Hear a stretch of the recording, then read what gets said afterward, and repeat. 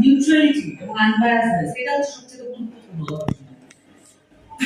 কিন্তু আমি বুঝি যে একটা নতুন সংগঠনের পক্ষে অনেক কিছু বুঝিয়ে নেওয়া এটা একটা সময় সাপেক্ষ ব্যাপার। এটা একদিনে কোনো কিছু, আমরা একটা রাজনৈতিক দল তৈরি করতে গিয়ে আমরা অনেক কিছুর মধ্যে দিয়ে গেছি। তো আমরা জানি যে ইনফরমালিটি থাকে অনেক সময় থাকে যে সঠিক মেথোডোলজি ব্যবহার করে সবাই কথা বলে না।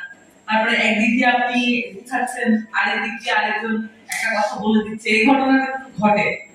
কিন্তু আসলে মানে আমরা যখন আমাদের সোসাইটিতে কিছু জিনিস আসলে মেনটেন করতে হবে, যেমন ধরেন আমাদের এখানে অনেক ধরনের এনজিও থাকে, রিসার্চ ইনস্টিটিউট থাকে, অনেক ধরনের সিভিল সোসাইটি বেসড অর্গানাইজেশন থাকে।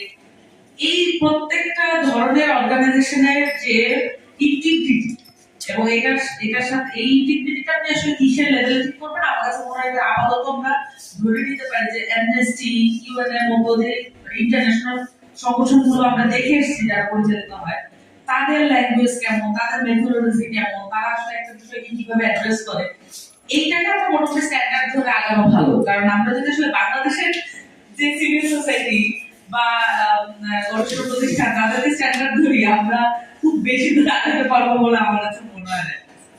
তো আমার কাছে মনে হয় যে এই যে আমরা যে প্রেজেন্টেশনটা দেখলাম এবং ডেমোক্রেটিক বাংলাদেশ একটা নতুন সংগঠন, তারা কাজ করছে, সংগঠন না এটাকে ফোরাম বলাই ভালো, সিভিল সোসাইটি ফোরাম বলাই ভালো। তো এটার মধ্যে যে গবেষণা ভিত্তিক যে এলিমেন্ট গুলো থাকবে, আমি যেহেতু ইউনিভার্সিটিতে পড়াশোনা করার কারণেই যে কোনো ইউনিভার্সিটিতে যেটা হয় যে একটা রিসার্চ মেথোডোলজি এবং প্রাইমারি বেসিক ধারণাটা দেওয়া হয়।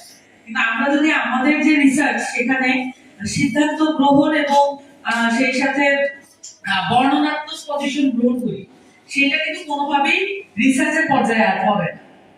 আমার কাছে মনে হয় যে আমরা যে কোনো সংগঠনের ক্ষেত্রে আমরা যখন আলাপটা করবে, তখন আলাপটা করার ক্ষেত্রে আমরা যেন ওই ওই ওই জায়গাটা মেনটেন করি, যে যাতে ওই আনবায়াসনেস এবং ওই মেথোডোলজির সবচাইতে চাকাছোলা ক্রিটিক করা, মানে আমি যে রিপোর্টটা পেয়েছি এই রিপোর্টটা সবচেয়ে চাকাছোলা ক্রিটিক করা মানে ইন্টেনশন যাতে থাকে।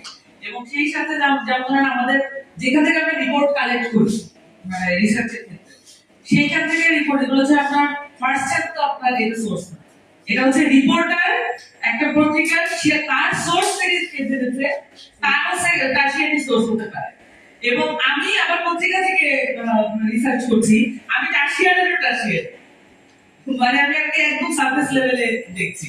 তো আমাকে খুব ভালোভাবে দেখতে হবে যে আসলে সেখান থেকে মানে যেসব পত্রিকা থেকে আমি রিপোর্টের বর্ণনা